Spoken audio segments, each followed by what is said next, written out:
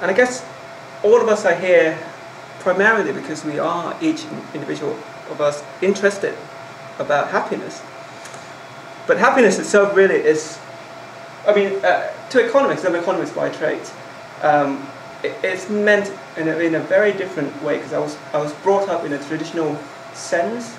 So I went to school in England and we were taught about what we call utility, so we don't really refer to it as happiness. So when we talk about happiness, economists don't use it, we just use the word utility. But what is utility? It is really happiness. But when we talk about utility, we try to link it to some kind of objective things, such as consumption, income, and we take it for granted that, you know, if you have higher income, your utility will go up.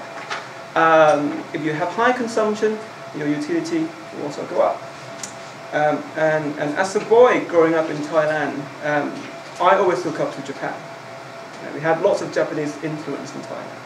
And we always knew that objectively, Japan is one of the best in the world. And, you know, the Japanese, well, I mean, if you go walking street in Bangkok 20 years ago, you see Japanese cars everywhere. You know, you see, you know, people talk about how wealthy Japanese are. So you objectively speaking, we always think of Japanese as a role model in Thailand.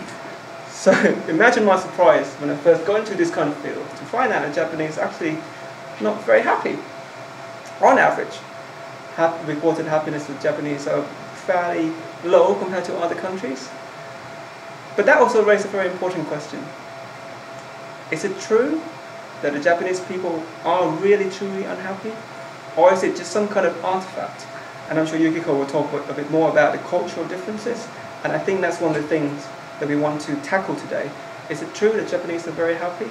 And I think it would be very presumptuous of me to try to say yes or no, because I don't do specific research on the Japanese data. But I guess what I could do today is to go through the broad findings in the field of the new science of happiness, and what Japan could learn from what we know so far. So just to make a start, the modern definition of social progress is changing. Because normally we think of how the society progress, we would look at some objective indicators. Many countries use GDP, or gross domestic product, how much money is produced in a country. There are many other indicators which are more objective, such as Human Development Index, and so on and so forth. But now there have been talks that actually GDP or HDI are imperfect measures of well-being themselves. If we really want to know what makes people tick, as social scientists, why don't we just ask them how they are? I mean, if atoms could talk, I'm sure every physicist would listen to it. Since the social scientists, we care about people's well-being, one way is to just ask them. Just ask them how do they feel about their life, how happy they are. So economists are now moving away from traditional sense, so we're now studying mental well-being. So in a way, we are drawing closer to psychology and medicine. So I guess this graph is probably quite a famous figure now, and what I would always call it a conversation starter. And I think this is what this, if it's not for this graph, I guess we probably wouldn't be here having this discussion today. So this graph is a famous graph by, first brought about by Richard Easterling of University of Southern California. And what he showed, he's an economist, is that this is the United States. And it showed that over time, GDP per capita, or income per head really, goes up ever since the end of World War II. It's been increasing ever since. The only problem is that the average happiness of the population remains fairly stagnant. It doesn't grow with it. So here comes the first kind of problem. It's that, hang on average, each person has become richer over time. Why is it that we do not observe kind of an equal rise in happiness with it? And we call it the Easterlin paradox. The paradox, well, the reason why we call it a paradox is because, on average, the richer are happier than the poor. So the rich are happier than the poor. So in a way, if we compare cross-sectionally, the rich people, on average, are happier than the poor. But as the society becomes richer over time, the overall average happiness doesn't increase with it. So it's a paradox, because if the rich are happier than the poor, why is it that as all of us become richer over time, our happiness do not grow with it? What about Japan? Well, Japan's actually been studied quite a lot in terms of this macro model. So Japan was very poor in the 1950s and early 1960s, but then experienced unprecedented growth.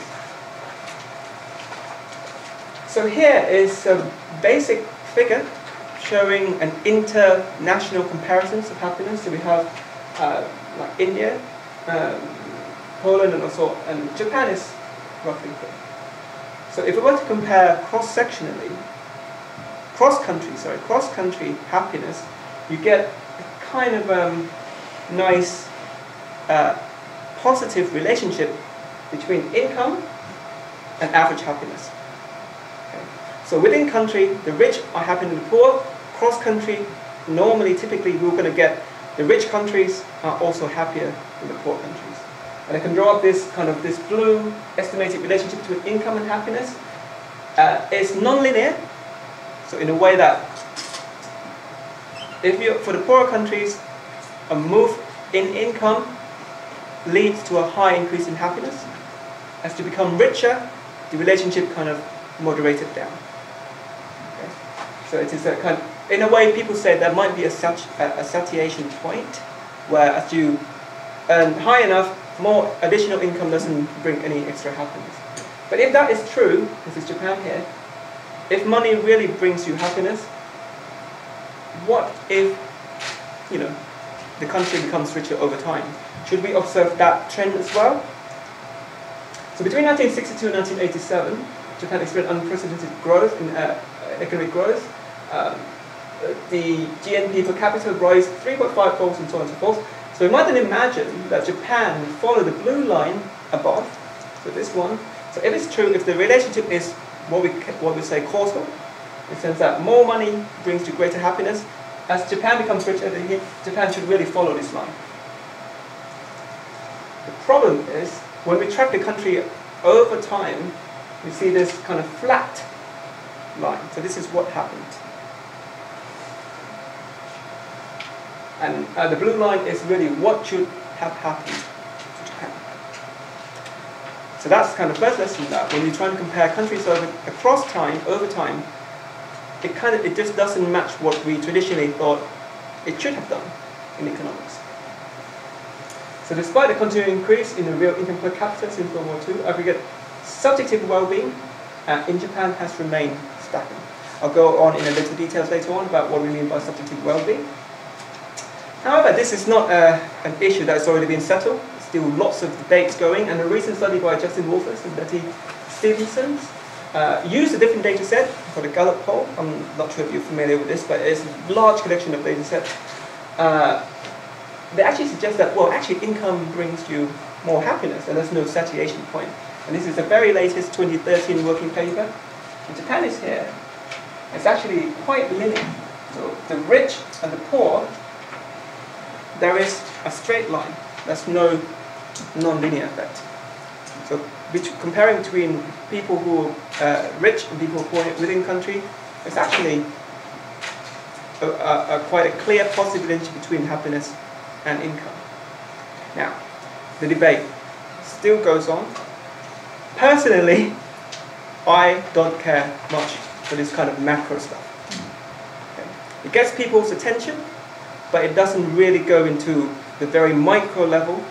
So if we really want to understand, on average, individual at the micro level, we should not focus too much on the macro stuff, because when you aggregate stuff and you're not tracking the same person over time, because you can imagine, even in the within country comparison, these people might change. It's not tracking the same individual over time. This is what we call repeated cross-section, just comparing. So if people change, some people might have personality traits that make them, rate happiness high all the time, and if you change that person in a different survey, it might mess up the whole relationship. So for me, this is all in good, it gets people's attention, but it's not everything. Now here's what we do. So this is the kind of research Andrew Oswald, Richard Eastlin, myself, Andrew Clark, been working for the past 10 years, looking at a very micro foundation of what determines happiness. So for today's talk, I'd like to address the following issues. Firstly, what exactly should we be measuring? Now, when people talk about happiness, it's such an elusive concept. I mean, when we hear it in the news, you just have no idea. Are we measuring the right thing? And whether these measures mean anything at all. Could they be just noise? Because if somebody asks me how happy am I might give you a number. And if I ask somebody else in this room the same question, they might give me another number. But that doesn't mean that if my number is higher than yours, I'm a happier person than you are. It might just mean that, for me, being the happiest I could be is number 5 out of 10-point scales. For you, it could be 7. Right? So it doesn't mean that it's exactly the same thing. What are the recent major findings in well-being research, and also will there be a role for the government or the NGOs trying to boost the nation's happiness from these findings? So just to go through a couple of things. So here's what they're trying to measure in the United States, being used in the study by Richard Eastlin. So taken all together, how would you say things are these days? Would you say that you are very happy, pretty happy, or not too happy? A single item, and that's it. And then they use this measure as an outcome variable, if you like. The GHQ, which is a general health questionnaire, so this is the measure typically used to measure mental distress in England, asks multiple things about yourself. So your reason states things like you lost much sleep over worry, you felt constantly under strain, about self-confidence and so on. This is also another dimension of happiness or mental well-being. The first one might try to measure a bit more about the longer cognitive, what we call cognitive well-being, how you evaluate yourself. It might have some emotional construct into it. This one is a bit more what we call affect. So it measures your usual states. We don't ask about your overall well-being, okay, but we sum them all up of how you are psychologically. Happiness and mental well-being are of interest in themselves, and we should really care about them. Psychologists have been studying this for years. It's just only recently that economists discover it. But more broadly, now there seem to be deep links between mind and body. So for example, in this stunning study in, I can't even pronounce it, it's psychoneuroendocrinology.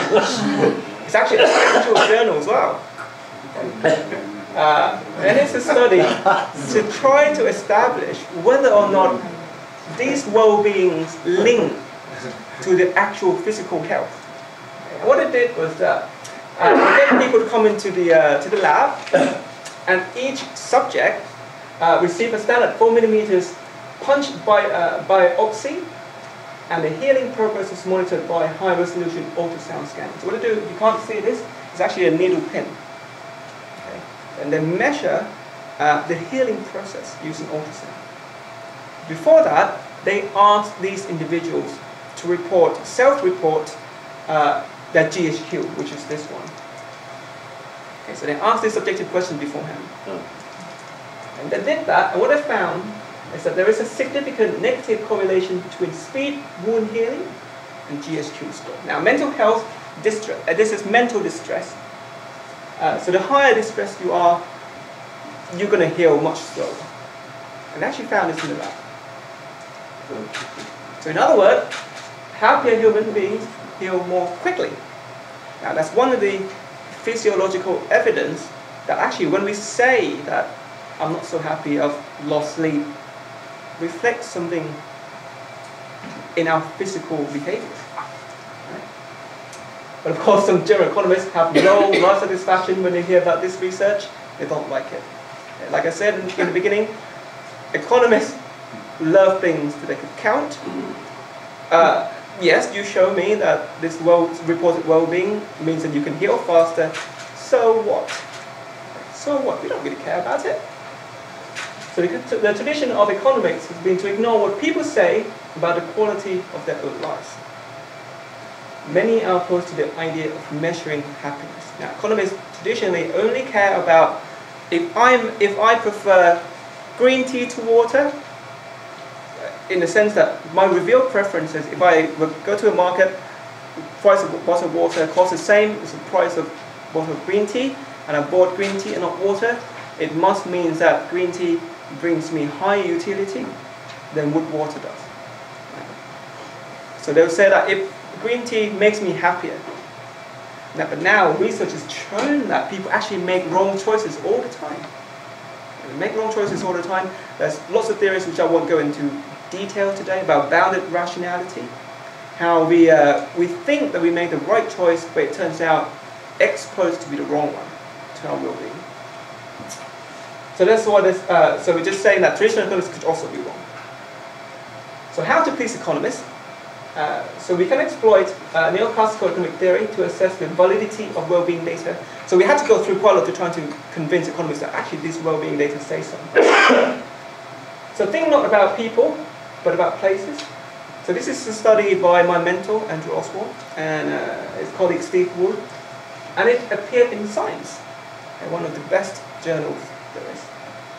So the paper is called Objective and Subjective Data on Quality of Life Correlated. So here, instead of linking reported well-being and your health, they're trying to validate this reported data. What they do is that they try to link happiness and the place that you live in America. So it's a new data from the behavioral risk factor, 1.3 million randomly sampled Americans from 2005 to 2008. And they use what we call a life satisfaction question. So life satisfaction here comes from a question that asks very simply, how, if you consider consider your life as a whole, how satisfied or dissatisfied are you with your life overall? Okay. 1, very dissatisfied. 7, very satisfied. And it asks people to self-report this. So the authors, Andrew and Steve, then go to the compensating differentials literature, dating back to Adam Smith. If you don't know what this is, it's basically, it's like when you go to buy a house. The price of a house reflects the quality of the neighborhood you want to be in. So I'm sure in Japan, if the apartment you want to buy is close to a school, it's going to be more expensive than if it's not. And it takes account everything about the area, air quality. I can show you very quickly. So here, this guy Gabriel, who constructed this measure, takes into account all these things: wind speed, sunshine, coast, inland water, air quality, volume crime rate, and everything, and construct an index of the quality of the area that you're in. Now, this is a very objective measure, and economists are okay with this because it reflects revealed preferences. It reflects people's behaviors, people's preferences, and all Andrew and Steve did is to show that this objective measures of well-being that economists care about link quite well to happiness. If it does, then it is some kind of objective validity, okay, objective validation of this well-being. So there are 2 ways to measure human well-being or utility cost space: subjective, which is reported happiness, life satisfaction, and objective, which is all of these things that construct this hedonic price index. So Gabriel's words assign 1 to state with the highest imputed quality of life and 50 to the state with the lowest. So we need to uncover negative association in order to find a match, and that's what they did.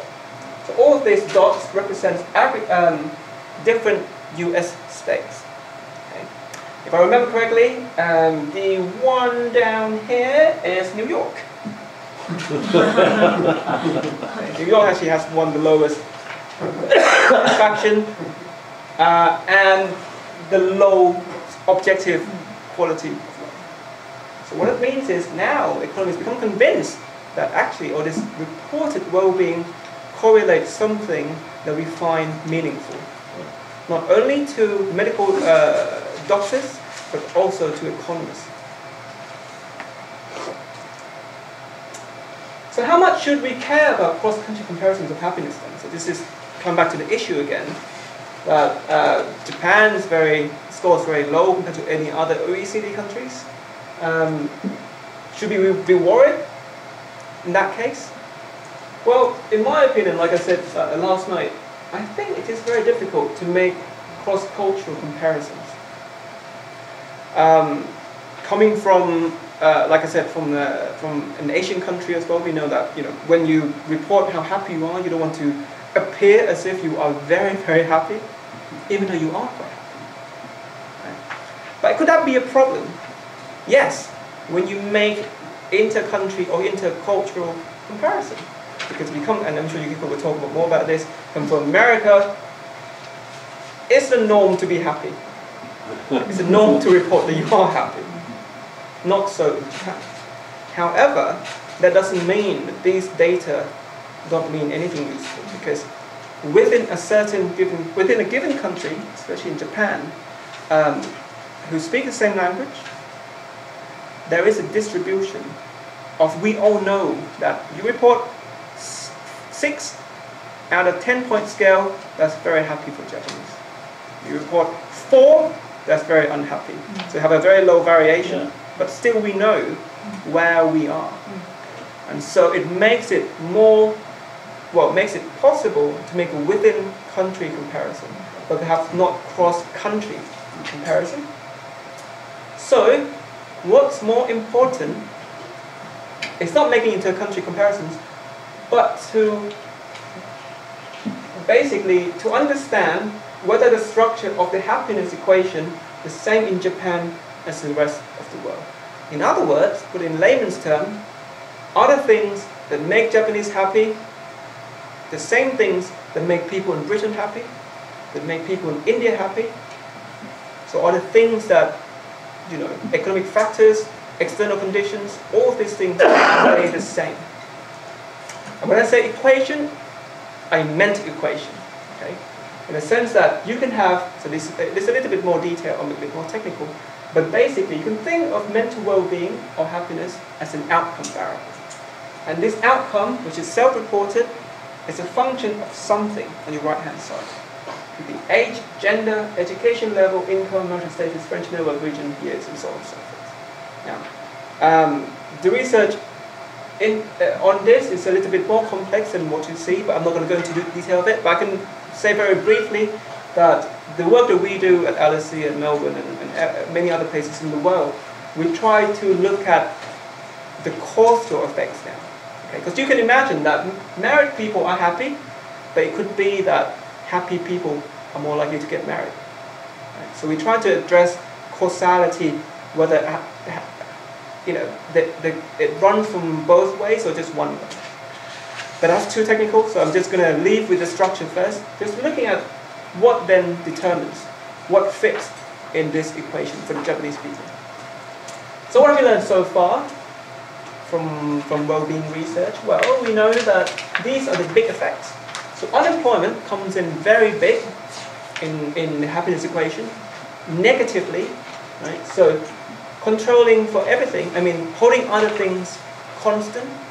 So if you hold your income constant, unemployment comes in very negative. Now, what that means is that comparing between people of the same household income, if you're unemployed, you're still very unhappy. Okay? So it's not the income that matters, it's the fact that you're unemployed that matters, even though you have the same income. So unemployment has a low, it's known worldwide to have a very negative effect, and it's quite causal. Divorce, comparing people who divorce and people who are married, the divorcee are less happy. The cross-section, I'll come back to this point later on. Marriage people tend to be very happy. Bereavement, so if you lost somebody you love, it's a very big negative hit. Friendship networks, very important. That's one of the biggest contributing factor to for happiness. Health, one of the biggest as well, but not surprising because the interlinks between your psychological well-being and your physical health is very close. No effect from children, unfortunately. We don't find anything whatsoever between children and health. The thing is, I've got a funny story about this because I wrote a piece on this no relationship in England, and it came out in a journal called Psychology. I think actually it's a psychology. I don't remember it's a psychological journal. And at University of York, when I was there at the time, wanted to do a press release on it, and they released the findings on Mother's Day. Not good. Not good in the UK. So you can imagine that I got all this hate mail from angry mothers all over the world, especially the Daily Mail. You from England, you know the Daily Mail. They have this headline that says, "Children don't make you happy," says an expert who doesn't have any.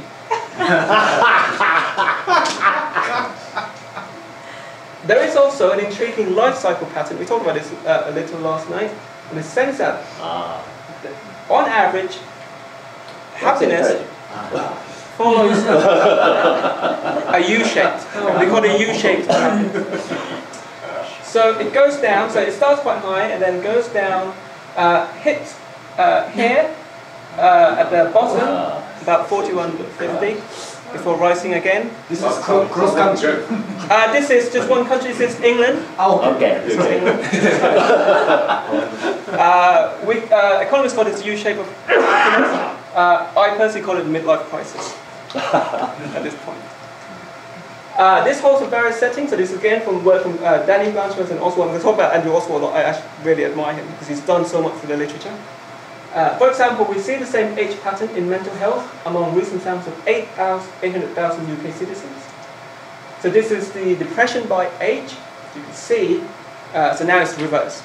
Okay, so the incidence of depression is highest. This is year of birth, and this was 2004-2006, so it's about 40 years old. Okay.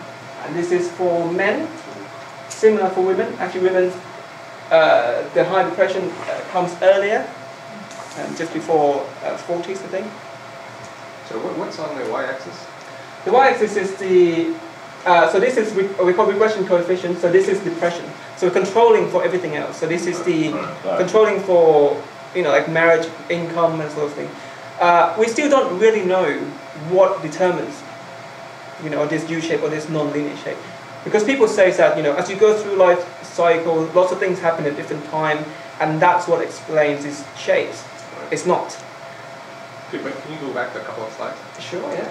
This one? Or? So if you had, the full 0 to 10 scale there, that wouldn't look all that bad. Well, it's not that bad, but you have to imagine that people don't. I should have shown the distribution here. Not many people report very low or very, very high. It's all about distribution as well. But that doesn't mean that. I mean, a movement from 5.3 to, let's say, about 5.05, that could be equivalent to, let's say, an unemployment effect. So you have to look at it relatively to other things that happen. I was going to say that U-shape is very famous. We still don't know too much about it. People thought that because things happen through life, these are the things that explain it. Actually, the recent study by Andrew Oswald again on chimpanzees. They found that they actually found this U-shape in the chimps as well from the zookeepers. How they rate, on using different things like how happy these chimps are, and they find this U-shape. So it's not just the things that you have to go through life. It could be genetics. It could be something we don't really know yet. Sorry, if you can just retirement. Has anyone done any study on happiness? Because retirement can have two effects, right? A lot of people who leave their jobs often feel that they're at a loose end. Well, the thing is, you find this you're happier at the age of 61 plus than you are in the teenage. Well, actually, above 70, we don't really do a lot more study on that because then the sample gets small and the health declines so rapidly, and you actually. It's actually a U-shape and it go down very after 70 or 80. Fair fair enough, but I'm talking about that obviously people were used to retire in the early 60s, and that's where you see the start. It could be as well. I think we found that retirement actually, but I don't know if people have done any course or work on it, but retired people tend to be happier than the employed. But like I said, it could be selection effect, it could be some things that, but we don't really know. But it could be. But the thing is, all of this could, if we control for retirement, it's still that. Okay. Right. The ones who don't commit suicide once they're retired are happy. Oh, okay. That's also a good way of putting it. And I remember that headline, by the way. Which one? The headline that you paused. Really? Was, yes, I remember. Oh, that was about me. You are celebrity then. Did you send him hate mail? No, I don't have any children, and I'm... Well, I actually got a postcard from someone, a church in the Midwest of America, says that I should repent for all my sins because of that piece of research. Anyway, so the bottom end, so this is called where the lowest age, also varies by countries. Japan we find about 49. Brazil happens a bit earlier, but we find U-shapes in so many countries. It's quite standard now. Obviously, life is a mixture of ups and downs. So much of recent research follows people through time. So now we're looking at thousands of people randomly, and we track them longitudinally. Okay. So not accurately, we actually follow the same individual over time. And this is Andrew Clark, my colleague. He's a professor at Paris School of Economics. And he shows that. So if you imagine this graph, so this graph is controlling many things, controlling what we call individual fixed effects. So it's actually, I'm not going to go into details about that, but it's basically comparing within person over time. So this is the death of spouse. The death of spouse happened here at t equal to 0. So before here, nothing. You still have your spouse with you. After this, your spouse is dead. And he and his colleague track the life satisfaction of people before and after. So now, if you ask anyone who in a happy marriage, how would you react to your spouse death 2 years after the person's dead? You're probably going to answer that, oh, I'm still going to be very miserable. Even 2 years, 3 years, 10 years from now, I would never recover. What we found is that it only took 1 year for people to adapt almost completely to the loss of your spouse in terms of life satisfaction. Is the same thing happen for males? Yes. Well, this is the male and female is very similar in terms of this bouncing back. Because I had a mortality is very moderate for males after the partners. But I think I'm not sure what the sample is. This is a German sample that they use. But you might be right. But for this German sample, the bouncing back is almost the same on average. So human beings also bounce back from, say, disability. So this is the paper I did with Andrew.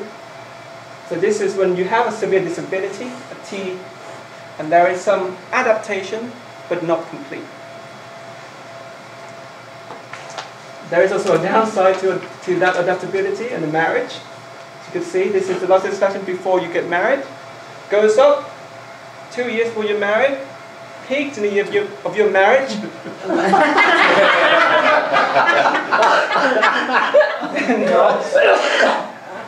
In the first year of your marriage. So we call this one the honeymoon period. I think this one honeymoon period. We come down. It bounces back. At the end of the day, it bounces back. That is somewhat consoling. Well, that's when you find a lover.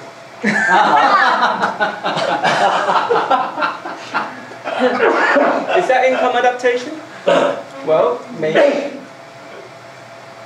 But the joy of having income may also wear off. So this is now a study by Raphael Dittel and colleagues. It shows that this is for the German data as well. The happiness level shot up in a year that you receive this 50% increase in your income. Right? So this is like a simulation. It then drops down very quickly as well. Okay.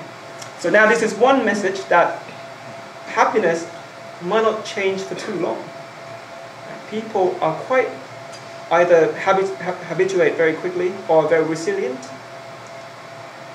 And should you invest in a baby? Well, No. what we found is that there is a jump of life satisfaction a year before you have your child, right? So that's expectation, anticipation effect. Still remains quite high in a year of your child having, and it drops beyond 0 in the first, second, third year, okay, before it kind of levels off. Now, the thing is, this is quite interesting because for many people, this is not really predictable, and it can anger so many people. Okay, because, and I'll go through that later on, why that is. I don't know, that strikes me as completely intuitive. I'm surprised that people think that's strange. Well, but I don't know why. Maybe you're an outlier in terms of, but from what I know, that's the research that shows that if you ask somebody about whether your kids add a lot to your life in terms of happiness, 90% of people say yes. But then if you measure their happiness without asking them this leading question, it follows the same pattern. So it's just about focusing. So when you ask about children, you focus about, you can only see the most salient thing about having a child, and that's probably more positive things than negative things. But the effect size is very small overall, because earlier you said... It's very small, yeah, it's very small. Now, what I just showed you is that mostly people adapt to most things, almost completely, but not to unemployment. So that's the 2 years anticipation effect, as a big dip in the year you became unemployed, and remains fairly under 0 for a long time. And this has been found in many countries, in many contexts. Unemployment seems to have a huge persistent effect on your well-being. You can never quite adapt to it. And there are many explanations to that. And I'll say a little bit more about this before the end. So one of the largest negative effects on our well-being is unemployment. So 20% of the fall in mental well-being is due to declining income. This bit is that 80% is due to non-pecuniary things. So loss of self-esteem, status, and so on. So most of the negative effects from unemployment is not because you lost your income, but it's because you lost the self-identity, your self-esteem. An important question in modern society today is the impact of divorce. We found, quite funny, is that in an unhappy marriage, there's a decline in happiness, then you have divorce, and look at that. So these are the people who eventually divorce. Okay. But now people believe that divorce might not. You're stuck in a bad relationship. You don't really know what happens. You're stuck in a bad relationship. Break it off. Things actually improve over time. But you did say that divorced people are on balance less happy. That's a cross section. So if you compare on average between married and people who divorce, married people tend to be happier. But that could also be due to selection effect. Happier people tend to get married more. But if you follow them over time, people who eventually divorce, you could see that people who eventually divorce, they actually suffered a decline in happiness. Obviously, we don't have the sample who never got divorced in this one. So the other people that probably don't have this decline. But if that's a decline, that's a breaking point, divorce actually improves the quality of life. Now, that's all and well. So that's kind of the general taste of the findings and recent findings. But let's return for a moment to the Eastern paradox. This is actually Richard Easterlin. This is a promo shot he did for his finding. Now, so going back to Japan again. So here we found stagnant life satisfaction, even though income goes up quite a lot. Like I said, within country, we get similar structure for Japan as in other rich countries in the West. So for Germany, for Britain, for United States, it looks something like this as well. Income goes up, happiness kind of go back flat. The question is why? Now, one of the arguments and maybe potential explanation as to why Japanese might not be as happy as they are is that actually it's not just the Japanese, it's a global issue. And we all are hardwired by this function. Your utility or your happiness is a function of your income and other people's income. We talked about this a little bit last night, that happiness is relative. Okay. And I'm just going to go through quite quickly what that is.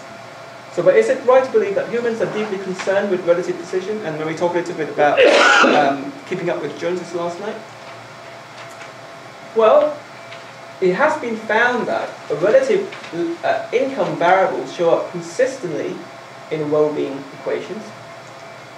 So, for example, this is a little bit technical, but let me go through the numbers.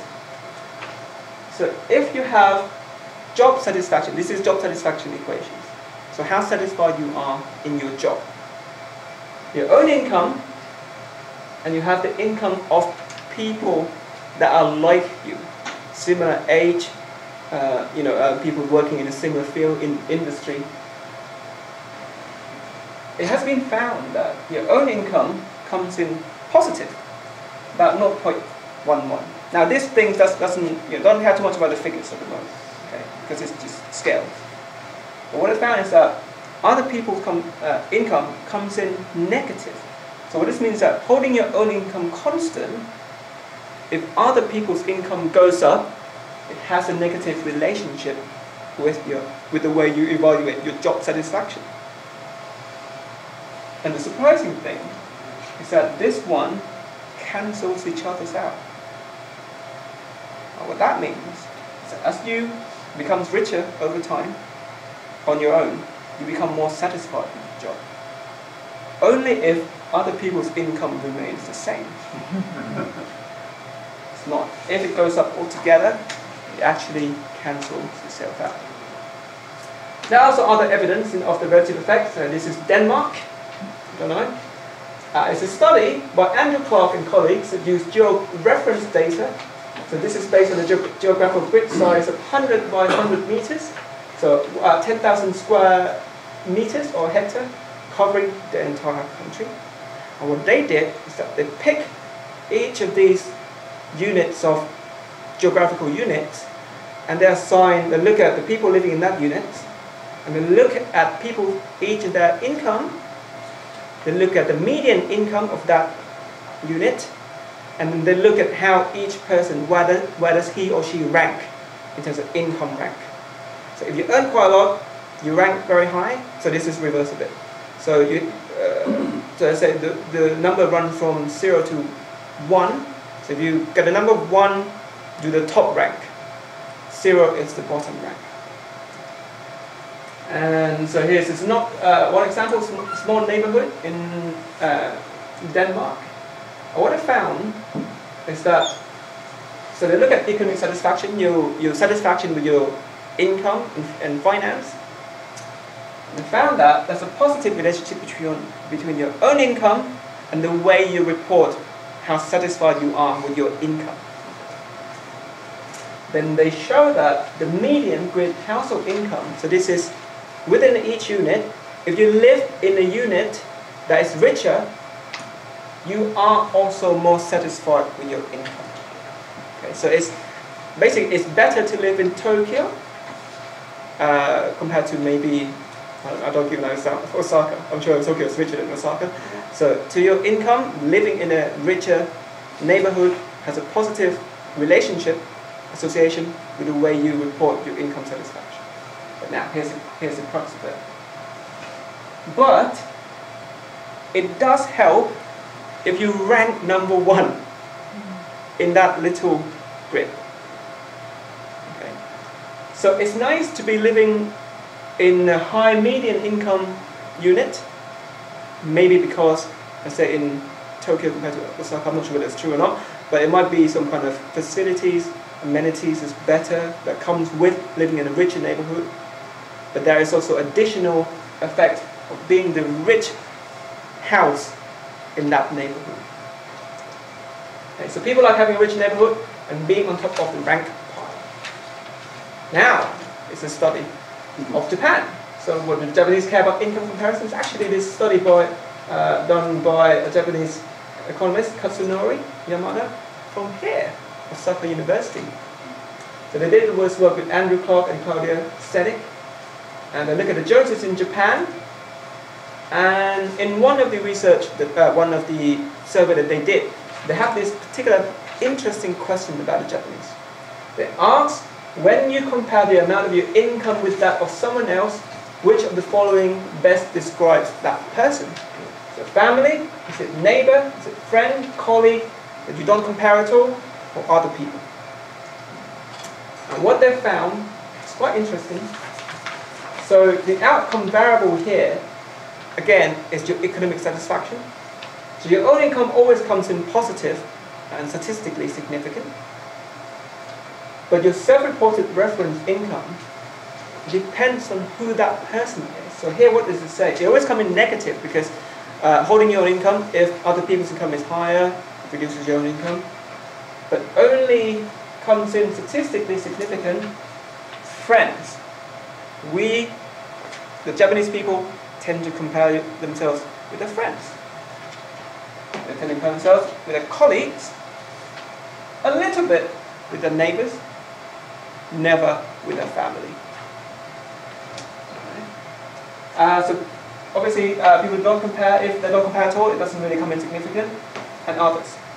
So this is one evidence, probably one of the first evidence, that the Japanese, just like anybody else, they're hardwired to make such comparisons.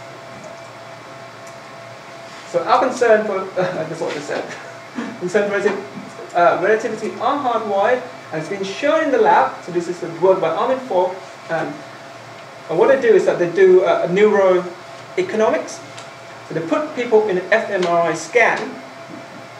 So while being scanned, so two people go into the fMRI scan. So if you don't know what this is scan the brain activity.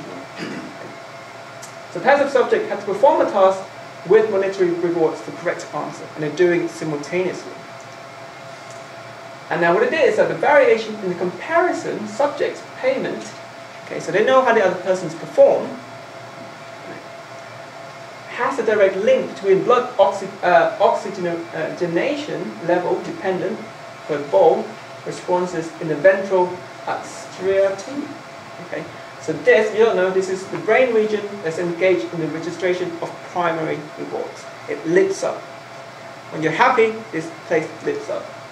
And what they found is that the mere fact of outperforming the other subject positively affected reward-related brain areas, conditioning on your own performance. Okay? So if you perform well, it lights up even further if you're performing better than the other person. That's why Pakistanis are so happy to be back.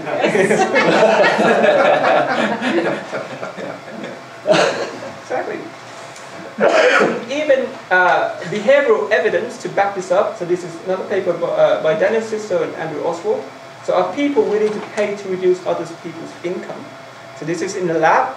So they get people to come in and they have to perform a task, okay, and you to earn some kind of cash, and then they have an opportunity, if they want to use their own money to burn other participants' money. So they pay and say, okay, that person earns higher income than me, I don't like it.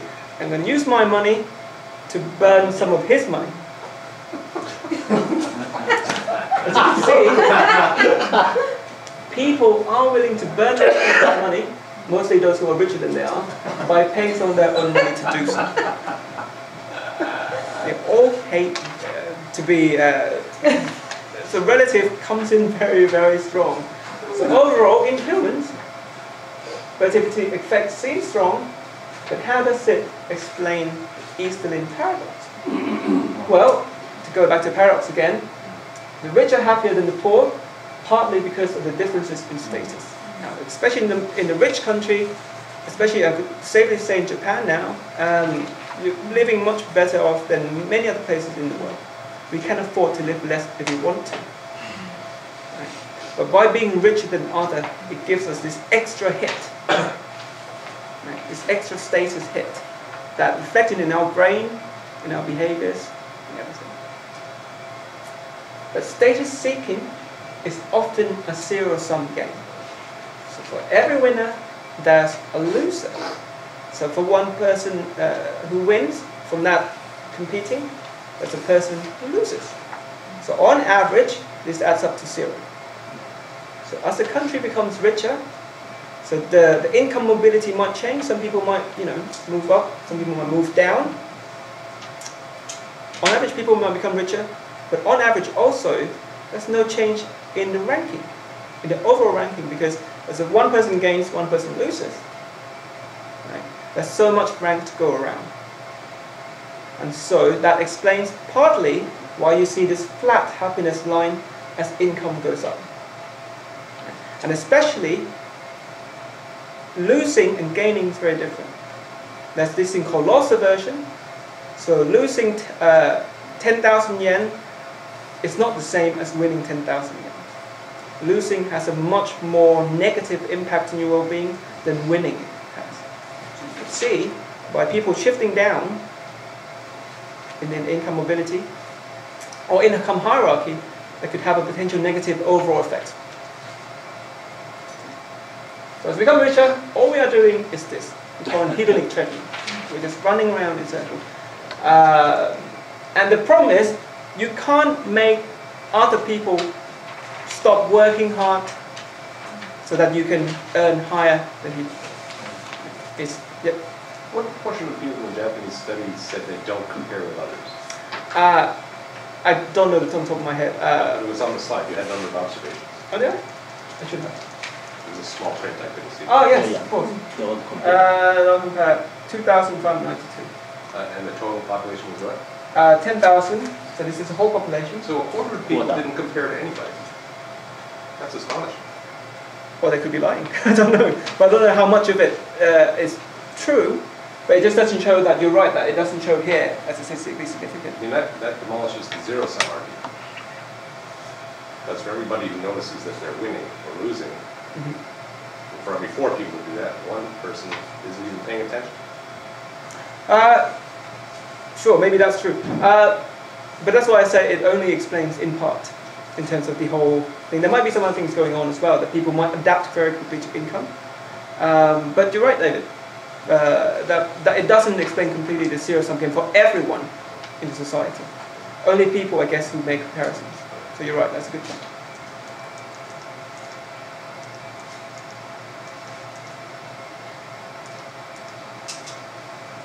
But the problem is, people don't seem to know this, or at least act as if they don't. Okay. When I talk about happiness all the time, people tell me that I'm doing research on obvious stuff. People, we all know what makes us happy. All of this is clear as day. But even if they say it, they don't behave in a way that kind of maximizes their well-being. And they say if money doesn't buy happiness, then I'd rather cry in my Ferrari than on my bike. Now, so this comes to another study that people. It's a study by Daniel Kahneman, which also appears in Science. People believe that the rich spend significantly less time in bad mood. Okay. So they might know that money doesn't buy so much happiness, but they still have this subconscious feelings that actually, if you've given me a million yen, I'll be happier. So they tend to believe that the rich actually spend significantly less time in bad mood, and that's why they're happier. So the average American predicts that people with income below $20,000 per annum would spend 58% of their time in bad mood, compared with 26% for those with income above $100,000. The actual percentage is actually 32% for people with income below 20,000 and 20% with income above 10,000. So actually, it's not completely true. There is this some kind of misprediction that we believe that money buys people's happiness. So here this is another graph. This is how time is typically spent by people of different income groups. This is men. We found that. So here the blue one represents people with less than $20,000 per annum, and the green one is 100,000. And what we found that the richer you are, you actually spend more time doing activities that work and commute.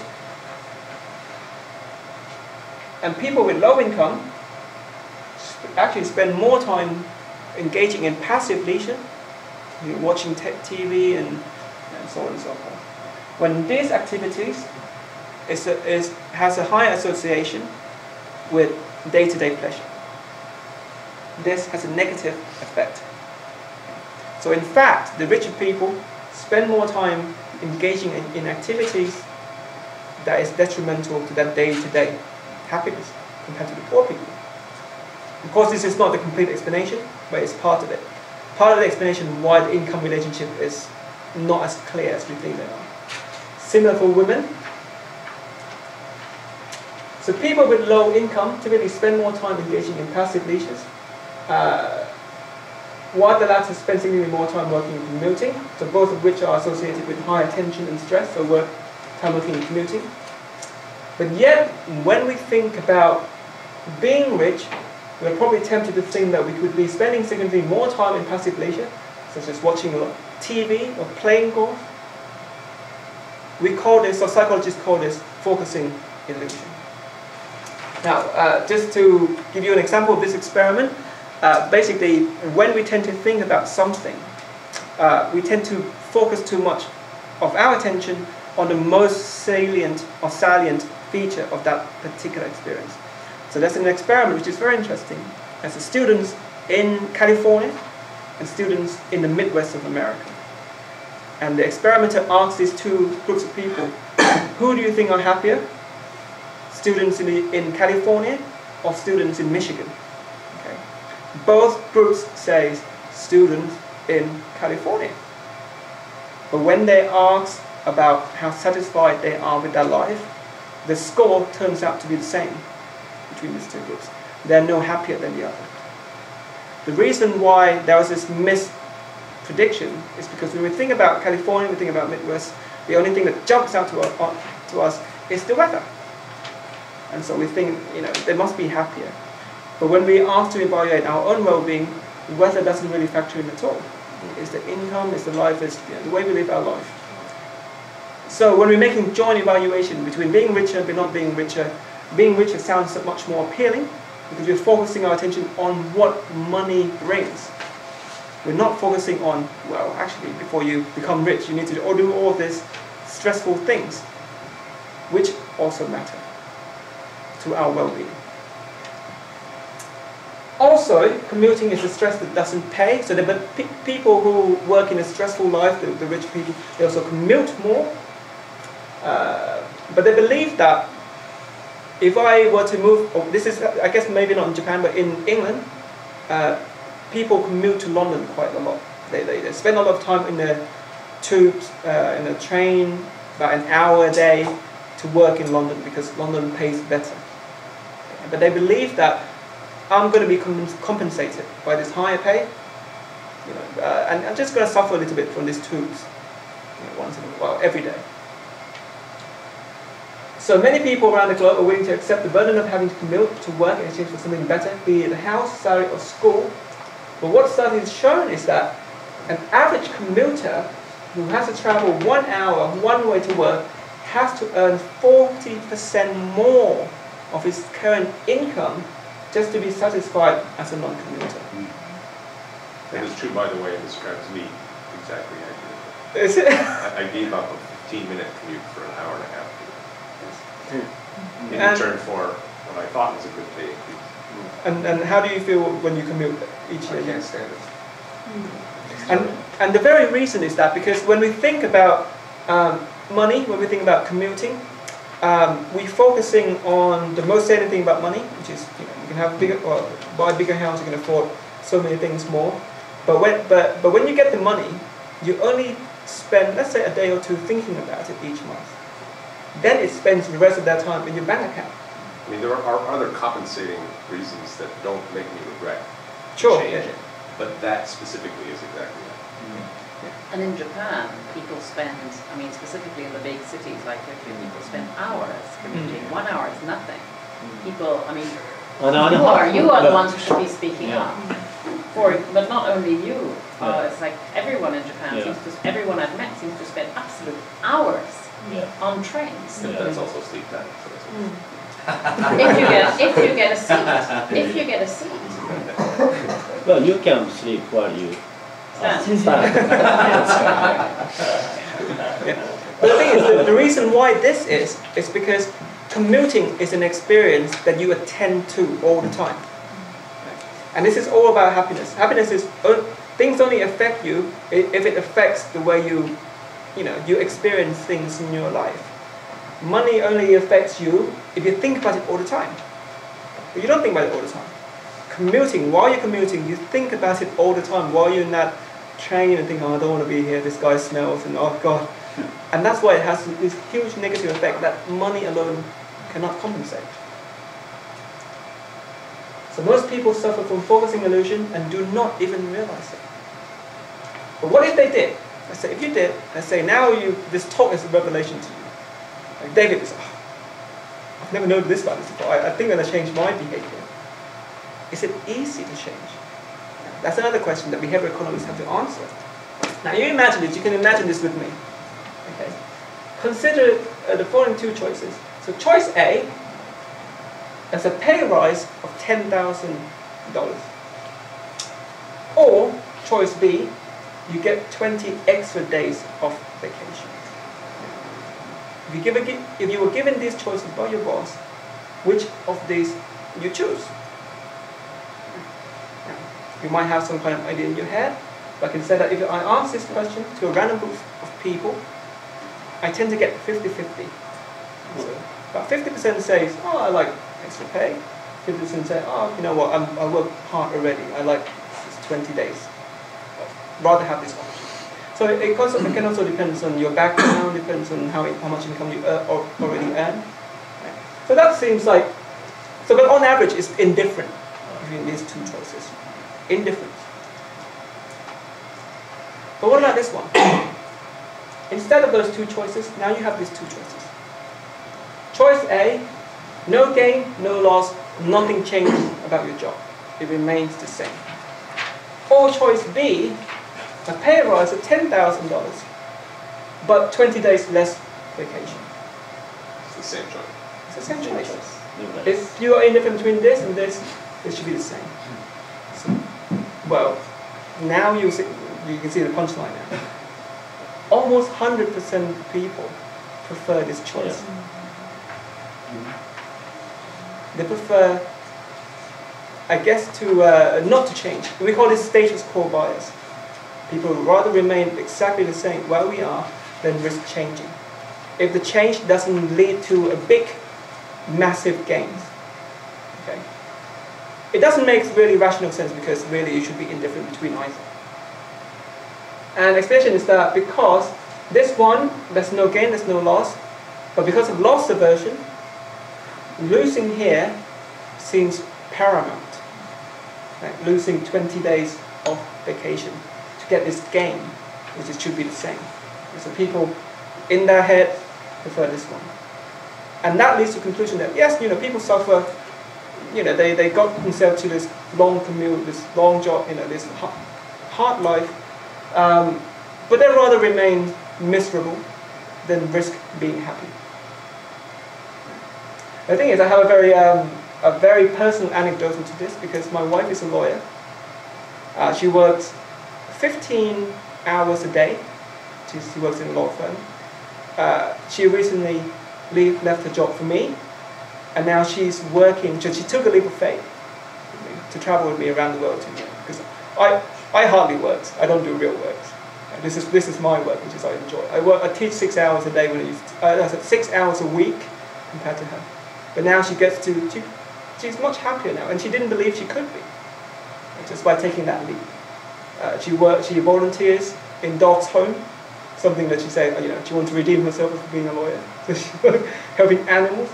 The thing is, people don't really know this until they take that chance. But subconsciously, people behave in exactly the way we predict them to behave. So people tastes are not fixed. They actually vary significantly by a reference point. So it depends on how you make your comparison. If the comparison to the reference point looks like a loss, you want to avoid it. So in other words, some of the people's behaviors can be hard to shift. So what can the Japanese government do, if any, to improve the well-being of people in Japan? Well, the first suggestion is pretty obvious. You need to start measuring the right thing. At the moment, we're relying on international data set most of the time. Maybe, perhaps, there should be some kind of focus on the Japanese well-being only. Stiglitz report in 2009, now there's a shift at the OECD country level, that they want to shift from production-oriented measurement system towards a broader measure of social progress. And they, you can see, emphasis on growth is misguided. Want to go beyond GDP, measuring what matters. So the general things have changed now. Happiness is a new GDP, and you learn more. So now, Stiglitz says basically that official statistics should blend objective and subjective well-being data. And Japan should follow the same suit. That's my suggestion. Also, the second is to engage in more in-house research to the causal determinants of well-being of Japanese people. I don't know if there are a lot of people doing this. I know one of my colleagues here does. But I still don't know whether this is a prevalent thing in Japan. This may involve collecting their own cross-section and longitudinal data sets for well-being, do some kind of field experiments, natural experiments, and so on. So much of the research being carried out in the West. For all we know, cultural differences, and Yuko will talk about this, may play a very important role to understand Japanese well-being, the culture of well-being in Japan. So in general, I'm coming to the close now. Our hunch is that the traditional view of how we maximize the welfare will change. The economists will start to work more closely with psychologists and medical doctors. The Stiglitz Commission's ideas will eventually take hold, and maybe in a few years' time we'll see lots more talks about happiness as the indicator of well-being. I think Japan will go in the same direction as the other OECD countries, and will start measuring societal progress differently. Thank you very much. That's it.